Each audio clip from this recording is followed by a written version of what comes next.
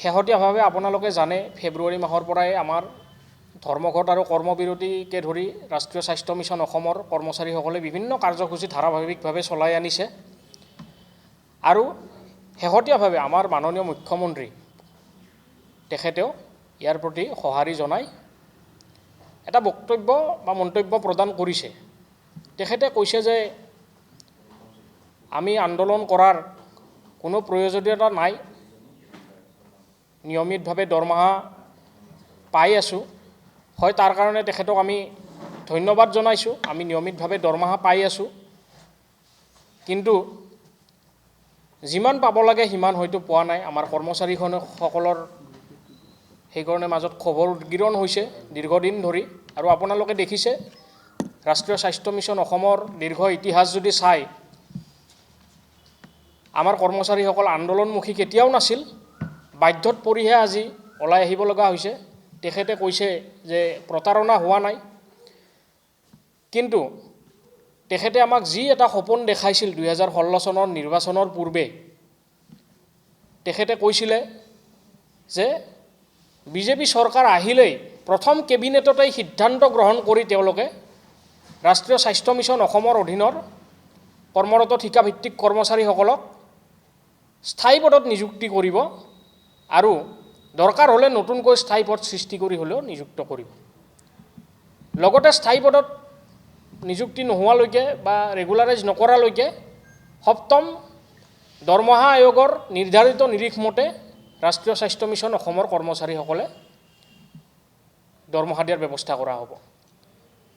তাৰপিছত বহু বছৰ পাৰ হৈ গ'ল। প্ৰথম বিজেপি চৰকাৰৰ পিছত দ্বিতীয় চৰকাৰ আহিল, তেখেত মুখ্যমন্ত্ৰী হ'ল। একেধৰণে যোৱা 2023 চনৰ আশা কনভেনশ্যনৰ সময়তো তেওঁ একেখিনি কথাকেই দোহাৰিছিল। তেওঁ আমাৰ কৰ্মচাৰীসকলক পদসমূহ স্থায়ী কৰাৰ বা স্থায়ী পদত নিযুক্তি কৰাৰ কথা কৈছিলে আৰু স্থায়ী পদত নিযুক্তি নিদিয়ালৈকে সপ্তম দৰমহা আয়োগৰ নিৰ্ধাৰিত নিৰিখ মতে দৰমহা দিয়াৰ কথা কৈছিলে।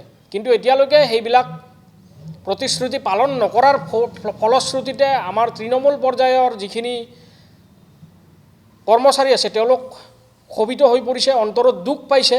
আৰু এই দুখৰ বহিঃপ্ৰকাশ আপোনালোকে ইতিমধ্যেই 20 ফেব্ৰুৱাৰী তাৰিখৰ চচলৰ ধৰ্মঘটত আৰু যোৱা 4, 5, 6 মাৰ্চত যি আমাৰ কৰ্মবিৰতি আৰু সৰ্বাত্মক ধৰ্মঘট হৈছিলে তাত প্ৰতিফলন দেখিবলৈ পাইছে। গতিকে আমি এই সংবাদমেলৰ জৰিয়তে মাননীয় মুখ্যমন্ত্ৰী মহোদয়ক আকৌ এবাৰ অনুৰোধ কৰিছোঁ, তেখেতে আকৌ এবাৰ এইখিনি কথা মনত পেলাওক আৰু আমাৰ দৃঢ় বিশ্বাস তেখেতৰ মনত পেলাব পাৰিব আৰু আমাৰ কৰ্মচাৰীসকলৰ দাবীসমূহ নিষ্পত্তি কৰাৰ কাৰণে যথাযথ উদ্যোগ ল'ব। আমাৰ খুব কম দিনৰ ভিতৰতে সংগঠনৰ কেন্দ্ৰীয় কাৰ্যনিৰ্বাহকৰ সভা বহিব। তাত বিভিন্ন ভাতৃ সংগঠনৰ মতামতসমূহ ইতিমধ্যে লোৱা হৈছে।